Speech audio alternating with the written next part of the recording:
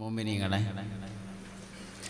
മുഹമ്മദ് നബി സല്ലല്ലാഹു അലൈഹി വസല്ലമ തങ്ങളിൽ നിന്നാണ് എല്ലാ വിഷയത്തിലും നമ്മൾ മാതൃക സ്വീകരിക്കേണ്ടത്, പ്രത്യേകിച്ച് കുടുംബജീവിതത്തിൽ മാതൃക സ്വീകരിക്കേണ്ടത്.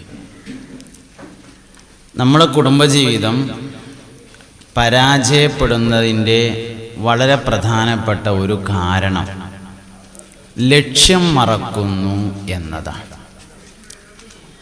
ഒരിക്കൽ പുണ്യനബിയുടെ മടിയിൽ സല്ലല്ലാഹു അലൈഹി വസല്ലം ആയിഷ ബീവി റളിയല്ലാഹു അൻഹ, ആയിഷ ബീവിൻ്റെ മടിയിൽ നബി തങ്ങൾ ഇങ്ങനെ കിടക്കുകയാണ്. കുറേ സമയം കിടന്നപ്പോൾ അറിയാതെ അങ്ങോട്ട് ഉറങ്ങി. നബി തങ്ങൾ ഉറങ്ങിയപ്പോൾ ആയിഷ ബീവി ഇങ്ങനെ അല്പസമയം മുഖത്തേക്ക് നോക്കിയിരുന്ന് അവസാനം കരഞ്ഞു. ബഹുമാനപ്പെട്ട ആയിഷ ബീവി റളിയല്ലാഹു അൻഹ കരഞ്ഞപ്പോൾ ആരംഭ റസൂലിൻ്റെ പൂമുഖത്തേക്ക് രണ്ടിറ്റ് കണ്ണുനീരറ്റി വീണു. നബി തങ്ങൾ ഞെട്ടി ഉണർന്നുകൊണ്ട് ചോദിച്ചു, യാ ആയിഷു, ഏ ആയിഷ, അഹസൻത, നിനക്ക് ദുഃഖമായോ? യാ ആയിഷു, ഏ ആയിഷ, നിനക്ക് വിഷമായോ ഞാൻ ഉറങ്ങിയത്? നീ കുറേ സമയം സംസാരിക്കണമെന്ന് കരുതിയിരുന്നു, അത് നടക്കാതെ പോയി, വിഷമിച്ചോ? എന്തേ കരഞ്ഞത്?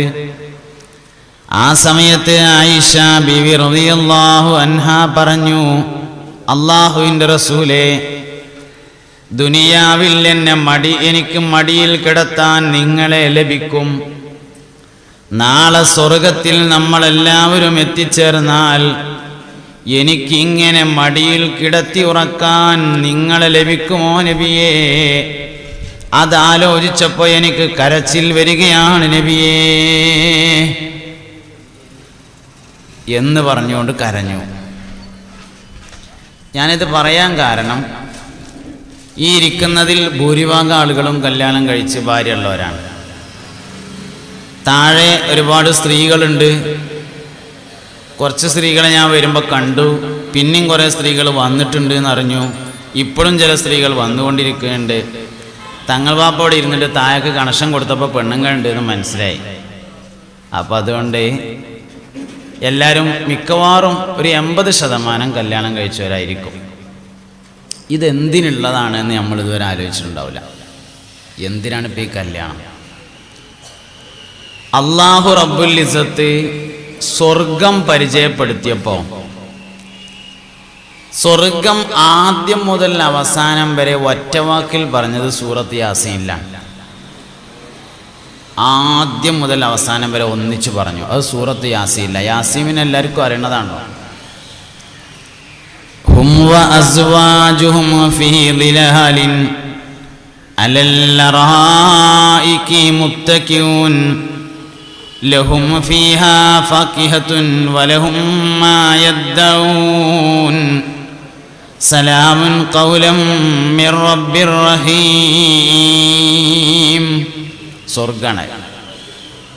ഹും അവർ, വഅസ്വാജുഹും അവരുടെ ഇണകളും ഭാര്യമാരെ, ഫീ ദിലാലിൻ മരത്തിൻ്റെ ചോട്ടിലെ, അലൽ അറായിക്കി കട്ടിലിന്മേൽ, മുത്തഖിഊന ചാരിയിരിക്കുകയാണ്. ലഹും അവർക്കുണ്ട്, ഫീഹ അതിൽ, ഫാകിഹത്തുൻ പഴങ്ങളുണ്ട്, വലഹും മാ യദ്ദഊൻ അവർ ആഗ്രഹിക്കുന്നതും ആവശ്യപ്പെടുന്നതും മുഴുവൻ അവർക്ക് ലഭിക്കുന്നതാണ്. സലാമുൻ ഖൗലൻ മിർ റബ്ബിർ റഹീം. റബ്ബുർ റഹീമായ അല്ലാഹുവിങ്കൽ നിന്ന് സലാം എന്ന് പറയുന്ന വാക്ക് ഇങ്ങനെ കേട്ടുകൊണ്ടിരിക്കും. സ്വർഗം മുഴുവനായിട്ട് പറഞ്ഞു. ഹും അവർ, വ അസ്വാജുഹും അവരുടെ ഇണകളും. നമ്മൾ നല്ല ഭയങ്കര ടെൻഷനുള്ള സമയത്ത് ഒന്ന് ഫ്രീ ആവാൻ വേണ്ടി പോവുക പാർക്കിൽക്കാണ്. സാധാരണ എവിടേക്കോ ഒന്ന് പോവുക, ഒന്ന് ഊട്ടി പോവുക, കൊടൈക്കനാൽ പോവുക, എവിടേക്ക അതൊക്കെ കുറച്ച് കോട്ടക്കുന്ന് പോവുക. ഇങ്ങനെ പോകണം എന്നല്ല ഞാൻ പറഞ്ഞത്, സാധാരണ പോവൽ അങ്ങോട്ടാണ്, പാർക്കിൽക്കാണ് പോവുക. പാർക്ക് പോയവരുണ്ടാവില്ല ഇപ്പോൾ ഈ കൂട്ടത്തിൽ. ഏതായാലും എല്ലാവരും ഒന്നും ഇല്ലെങ്കിലും കുറച്ച് ആൾക്കാർ പോയിട്ടുണ്ടാവും. പാർക്ക് ചെന്നാലേ കുറേ മരങ്ങളുണ്ടാവും.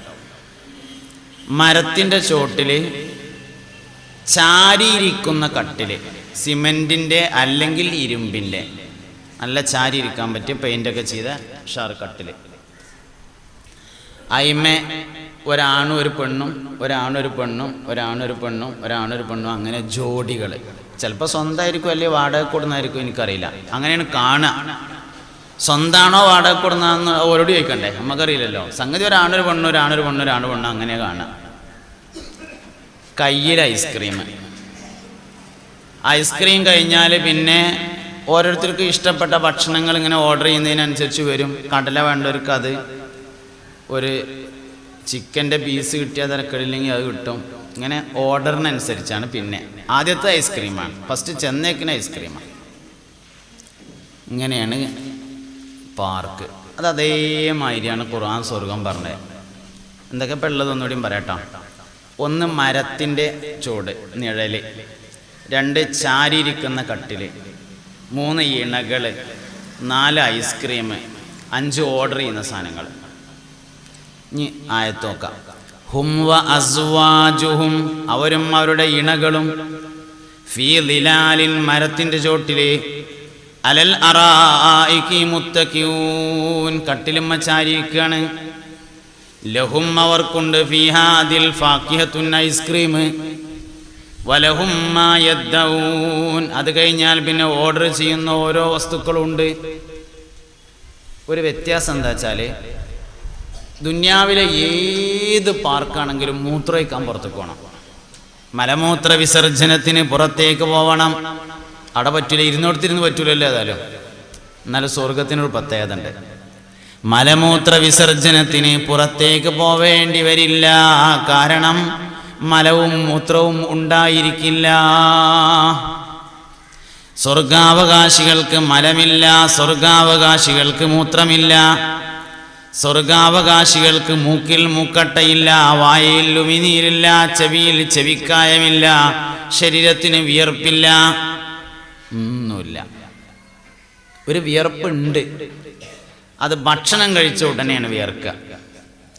സ്വർഗത്തിലെ ഔദ്യോഗിക ഭക്ഷണം 2 നേരമാണ്, രാവിലെയും വൈകുന്നേരവും. ഖുർആൻ പറഞ്ഞിട്ടുണ്ട് ഔദ്യോഗിക ഭക്ഷണം 2 നേരമാണ്. പിന്നെ ആവശ്യമുള്ളവർക്കൊക്കെ അപ്പം കിട്ടിക്കൊണ്ടിരിക്കും. രാവിലത്തെ ഭക്ഷണം കഴിച്ചാൽ ഒരാൾക്ക് സാധാരണഗതിയിൽ 1000 മനുഷ്യൻ്റെ ശക്തിയാണ്. അപ്പോൾ 1000 ആളുടെ ഭക്ഷണം കഴിക്കും. ഒരാൾ 1000 ആളുടെ ഭക്ഷണം സാധാരണ നോർമൽ കഴിക്കും. ഒരാൾ രാവിലെ 1000 മനുഷ്യൻ്റെ ഭക്ഷണം കഴിച്ചു കഴിഞ്ഞാൽ ഒന്നിങ്ങനെ വിയർക്കും. വിയർത്ത് കഴിയുമ്പോൾ ആ കഴിച്ച ഭക്ഷണം അവൻ്റെ ആമാശയത്തിൻ്റെ ഭാഗമായി മാറുന്നതാണ്. വിയർക്കുമ്പോൾ ആ വിയർപ്പിൻ്റെ സുഗന്ധം കസ്തൂരിയേക്കാൾ സുഗന്ധമായിരിക്കുമെന്ന് ഹബീബുനാ റസൂലുള്ളാഹി. കസ്തൂരിയുടെ സുഗന്ധം എത്ര? കസ്തൂരിയുടെ സുഗന്ധം 6000 കിലോമീറ്ററാണ്. കസ്തൂരി എന്ന് പറഞ്ഞാൽ മാനിൻ്റെ കൊമ്പിൽ നിന്ന് പൊട്ടുന്നൊരു സാധനം. മാനിൻ്റെ കൊമ്പ് പൊട്ടുമ്പോൾ അതിൽ നിന്ന് വരുന്ന ഒരു കറയാണ് കസ്തൂരി. കസ്തൂരി മാൻ കേട്ടിട്ടുണ്ടാവും. ഒരു മാനിൻ്റെ കൊമ്പിൽ കസ്തൂരി പൊട്ടിയാൽ അതിൻ്റെ വാസന 6000 കിലോമീറ്റർ ദൂരത്തേക്ക് കിട്ടും. ദുന്യാവിൽ 6000 കിലോമീറ്റർ ദൂരത്തേക്ക് കിട്ടും.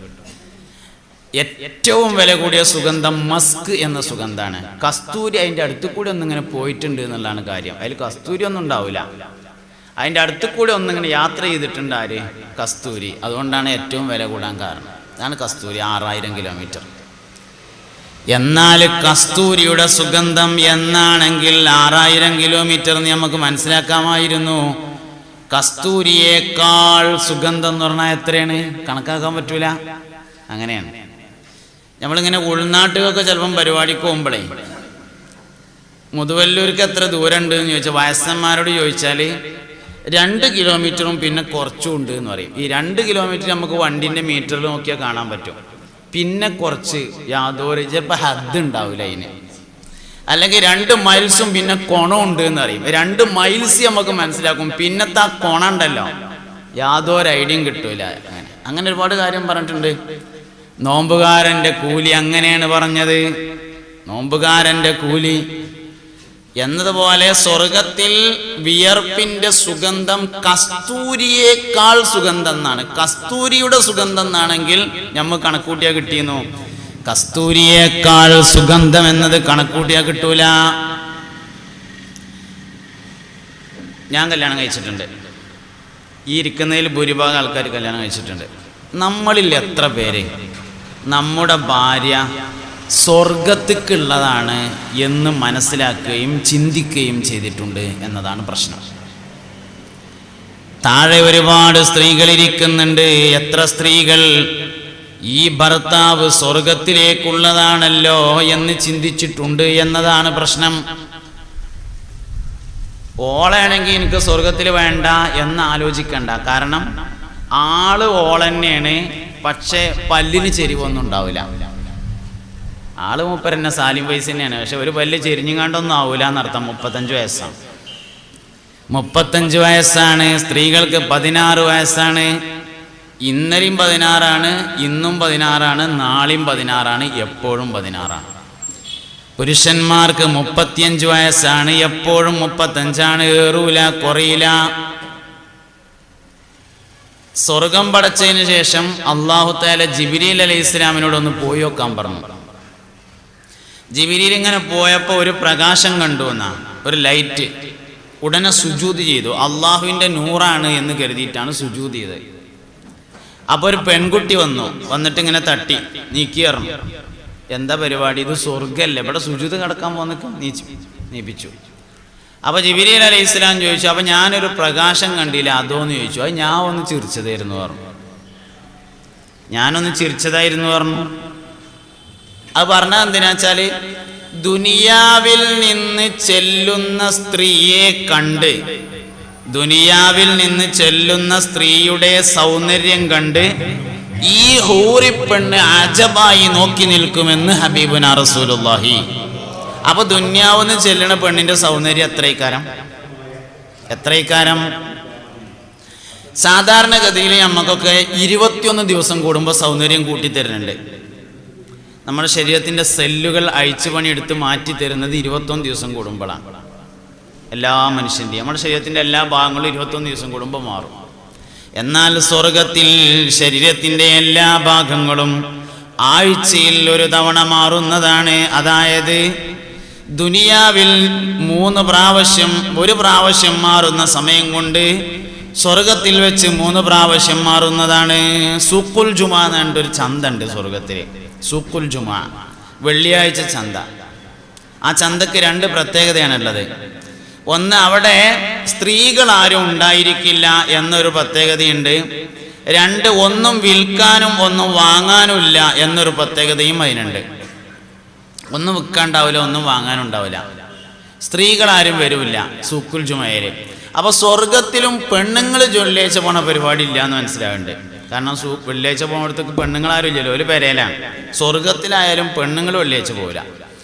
എന്തോ ആവട്ടെ, ഏതായാലും ആണുങ്ങളാണ് വെള്ളിയാഴ്ച ചന്തക്ക് പോവുക. ചന്തയിൽ ചെന്നാൽ ഒന്നും വിൽക്കാനുമില്ല, ഒന്നും വാങ്ങാനില്ല. പിന്നെ എന്താ ഉള്ളതിങ്ങനെ പോയിട്ട് ഇങ്ങനെ നോക്കിയിട്ട് നമ്മളെ കോളേജ് പഠിച്ചിന്ന് കണ്ട അബ്ദുൽ ഗഫൂർ അല്ല ആ വരുന്നത്, ഓൻ തന്നെയാണ്. ഓൻ്റെ മേത്തൊരു നല്ല ഭംഗിയുള്ള ഒരു കള്ളിക്കുപ്പായം കണ്ടില്ലേ, നല്ല ചൊറുക്കുണ്ട് നിങ്ങൾ തോന്നുമ്പോഴത്തിന് അങ്ങനത്തെ ഒരു കള്ളിക്കുപ്പായം എൻ്റെ മേത്തും. വേറെ ആർക്കേലും എന്തെങ്കിലും കിട്ടിയിട്ടുണ്ടോ എനിക്ക് കിട്ടാത്തത് നോക്കാൻ പോവുക. അതാണ് ചന്തയിലെ പരിപാടി. അത് കുപ്പായം മാത്രമല്ല കേട്ടോ, സാധാരണ ഒരാൾക്ക് 1000 പുരുഷന്റെ കഴിവുണ്ടാവുമെന്ന് ഞാൻ പറഞ്ഞല്ലോ, ശക്തി ഉണ്ടാവുമെന്ന്. അസ്സലാമു അലൈക്കും എന്നാണ്ട് സത്താറിന്റെ കൈ പിടിച്ച് നോക്കുമ്പോൾ ഇവന് 1000 അല്ലല്ലോ 2000 ഉണ്ട് എന്ന് തോന്നിയാൽ മതി. അപ്പോത്തിന് ഇവനും തോന്നിയവനും 2000. ഇങ്ങനെ ചന്തയെ പോയിട്ട് മൂപ്പര് ഇങ്ങനെ വരും പെരേക്ക്, വാതിലുമ്മ മുട്ടും.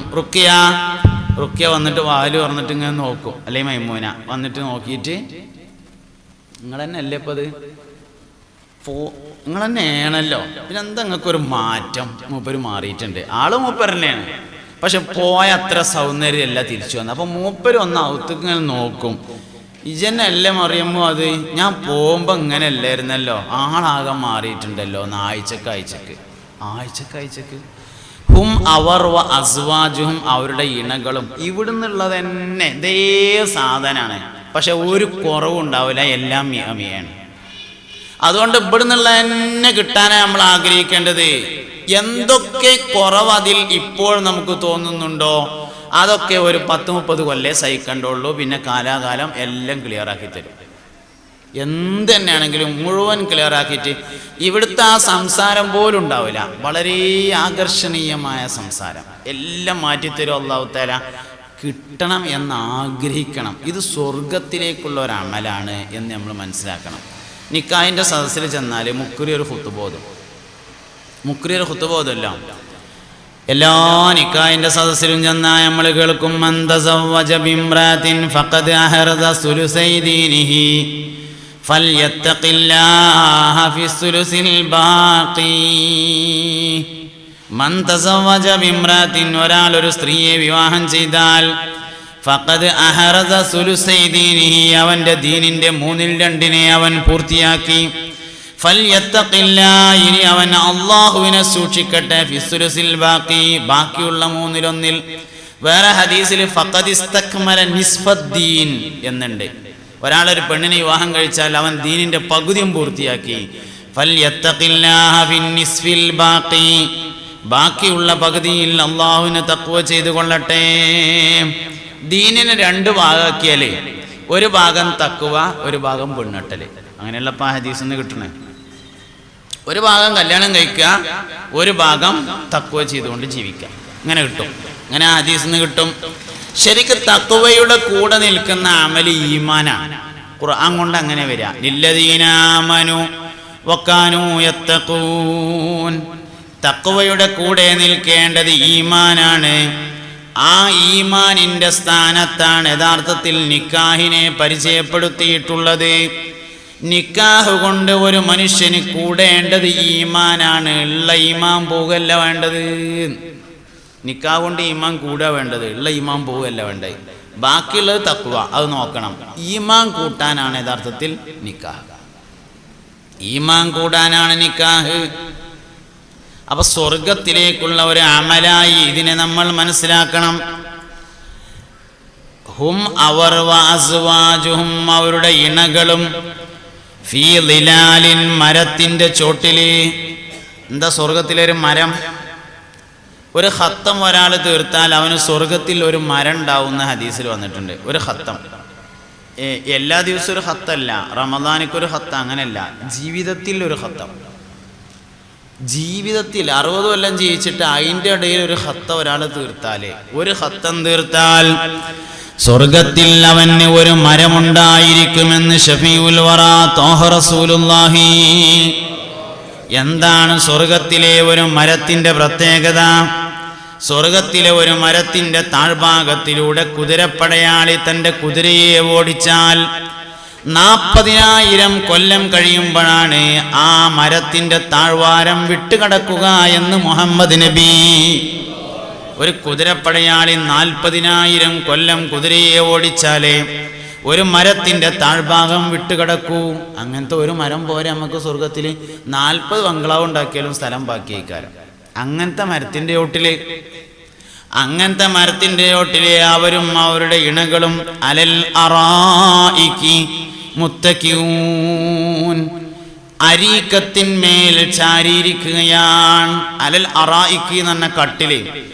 തഫ്സീർ ജലാലൈനി ഉൾപ്പെടെയുള്ള എല്ലാ തഫ്സീറുകളും ഈ കട്ടിലിനെ കുറിച്ച് പറഞ്ഞു കൊടുത്ത് മണിയറയിലെ കട്ടിൽ പോലെ എന്ന് തഫ്സീർ കൊടുത്തിട്ടുണ്ട്.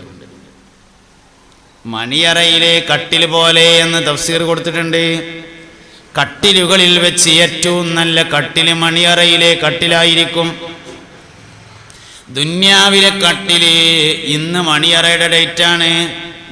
നാളെ നേരം വെളുക്കുമ്പോഴത്തിന് മുല്ലപ്പൂ വാടിയിട്ടുണ്ടാവും. ഒരീസാണ് ഇവിടുത്തെ മണിയറയത്തെ കട്ടിൽ, ഒരീസാണ്, ഒറ്റ ദിവസത്തേക്കാണ്. എന്നാൽ സ്വർഗത്തിലെ കട്ടില് ഓരോ സെക്കൻഡിലും അഴിച്ചുപണി നടത്തുന്നതും പുതുതാക്കുന്നതുമാണ്. സ്വർഗത്തിന്റെ മുല്ലപ്പൂ വാടൂല.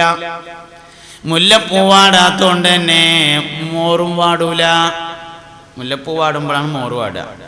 അതുകൊണ്ട് മുല്ലപ്പൂ വാടൂല, അതുകൊണ്ട് മോറും വാടൂല. മുഖം വാടുകയില്ല. എപ്പോഴും അഴിച്ചു പണിയെടുക്കുന്ന പുതിയ മണിയറയിലെ കട്ടിൽ പോലത്തെ ഒരു കട്ടില്.